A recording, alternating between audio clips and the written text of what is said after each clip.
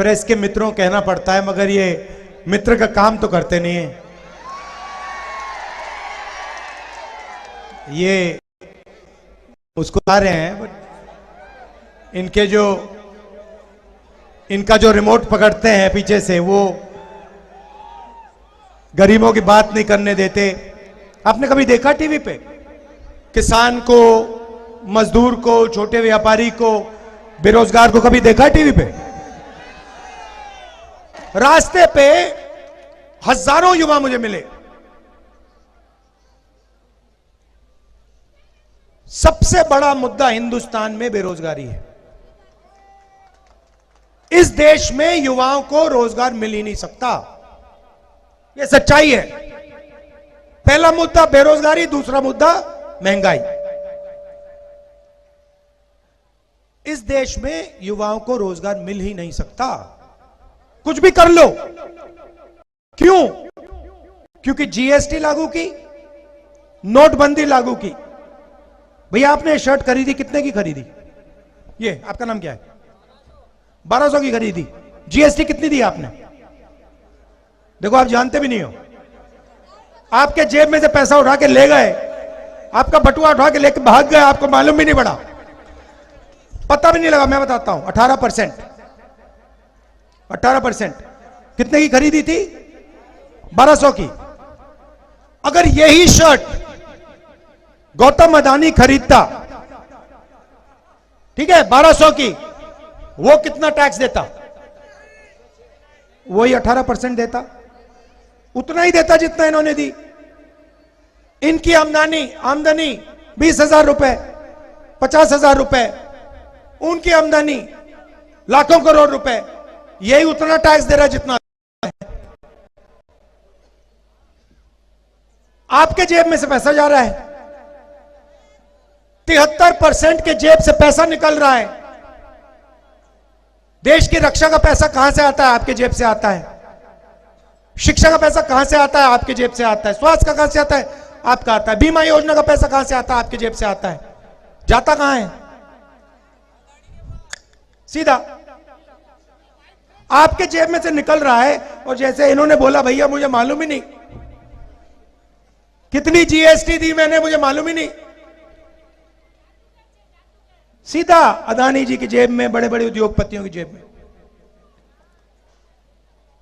आपने राम मंदिर का इनॉग्रेशन देखा? सबने देखा।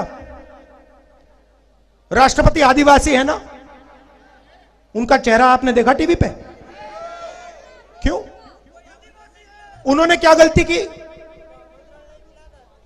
आदिवासी है इसलिए अंदर नहीं जाने दिया।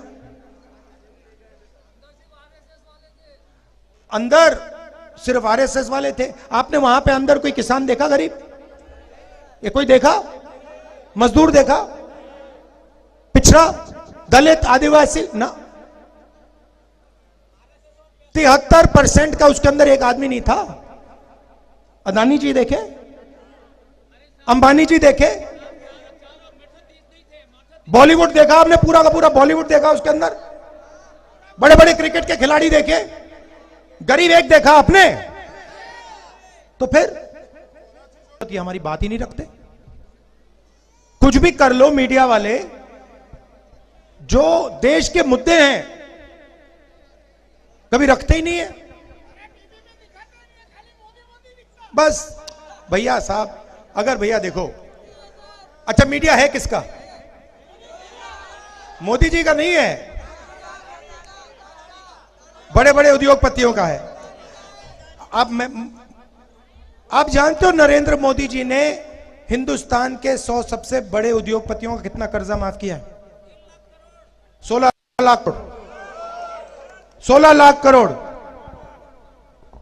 अगर भैया कांग्रेस पार्टी 50 उद्योगपतियों का 16 लाख करोड़ रुपया माफ कर देती, तो 24 घंटे आपको कांग्रेस पार्टी मीडिया पे दिखती।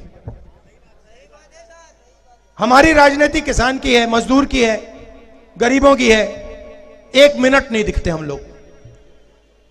नरेंद्र मोदी जी की राजनीति अरबपतियों की मदद करने की है। 24 घंटा दिखेंगे, उनका है वो टीवी, आपका थोड़ी है। पहले रास्ते थे, 73% के रास्ते थे। कौन से रास्ते थे? पब्लिक सेक्टर था, BHEL, HAL, ये संस्थाएं थी। किसी को दिल में देशभक्ति थी तो कहते थे भैया आप जाके सेना में जाइए, एयरफोर्स में जाइए, नेवी में जाइए।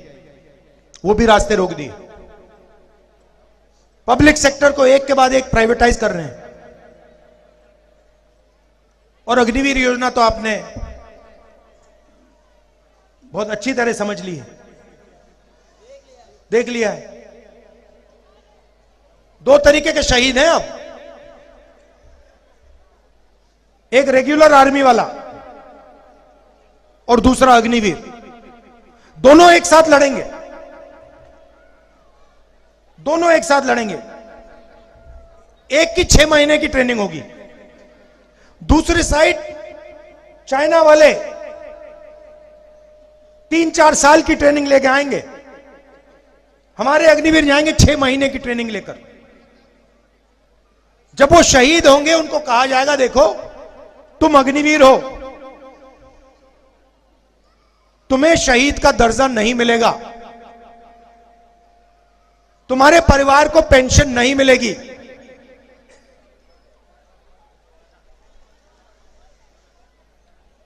वो ठीक से लड़ेगा क्या? सवाल नहीं उठता। उसको मालूम है कि अगर मुझे कुछ हो गया तो सेना मेरी परिवार की रक्षा नहीं करेगी। और उसके साथ जो लड़ेगा, जो अग्निवीर नहीं है, वो कहेगा मेरी पूरी की पूरी रक्षा होगी, अगर मैं शहीद हो गया मेरे पूरे परिवार की देखभाल होगी, पेंशन मिलेगी, शहीद का दर्जा मिलेगा। तो नतीजा आपको मालूम है। अग्निवीर क्यों आया? कारण क्या है? क्या कारण? मैं बताता हूं। ट्रेनिंग का बजट कम करना है, पेंशन का बजट कम करना है, और वो जो पैसा ट्रेनिंग और पेंशन में जाता था वो हथियार खरीदने में डालना है। हथियार के इंडियन डिफेंस के सारे कॉन्ट्रैक्ट देख लो, ड्रोन के कॉन्ट्रैक्ट देख लो, हथियार के कॉन्ट्रैक्ट देख लो, सारे के सारे एक ही व्यक्ति को जा रहे हैं। नई राइफल आ रही है, इजराइल में बनती है, अदानी जी का जॉइंट वेंचर है, यहां पे बेचेंगे, आर्मी को बेचेंगे, सीधा पैसा आएगा। पहले कारतूस इंडियन ऑर्डिनेंस फैक्ट्री बनाती थी, अब आने वाले समय में गोला बारूद कारतूस अदानी जी बनाएंगे, राइफल अदानी जी बनाएंगे, हिंदुस्तान की आर्मी खरीदेगी। इंटरनेट पे जाओ, मेरी बात मत मानो, इंटरनेट पे जाओ, अदानी डिफेंस लिख लो, उसमें देख लो कहां की राइफल बन रही है, कौन सी राइफल बन रही है, ड्रोन कहां का है, कैसे बेच रहे हैं, सब लिखा हुआ है वहां पे। तो ये हो रहा है देश में। जनता को बांटते हैं, नफरत फैलाते हैं, एक धर्म को दूसरे धर्म से लड़ा देंगे, जात को जात से लड़ा देंगे, भाषा को भाषा से लड़ा देंगे, नफरत फैला देंगे, और फिर उसके बीच में आपका सारा का सारा धन सीधा वहीं 2-3 लोगों की जेब में चला जाए। यह लड़ाई है। यह कांग्रेस पार्टी और बीजेपी के बीच में फर्क है, यही लड़ाई हो रही है। आपने हमारा यहां इतने प्यार से स्वागत किया, यात्रा में आपने अपनी शक्ति दी। अगले दिनों में मैं आपसे मिलूंगा, बहुत टाइम मिलेगा मिलने के लिए, सेल्फी लेने के लिए, हाथ मिलाने के लिए। आप सबका दिल से धन्यवाद करना चाहता हूं। नमस्कार, जय हिंद।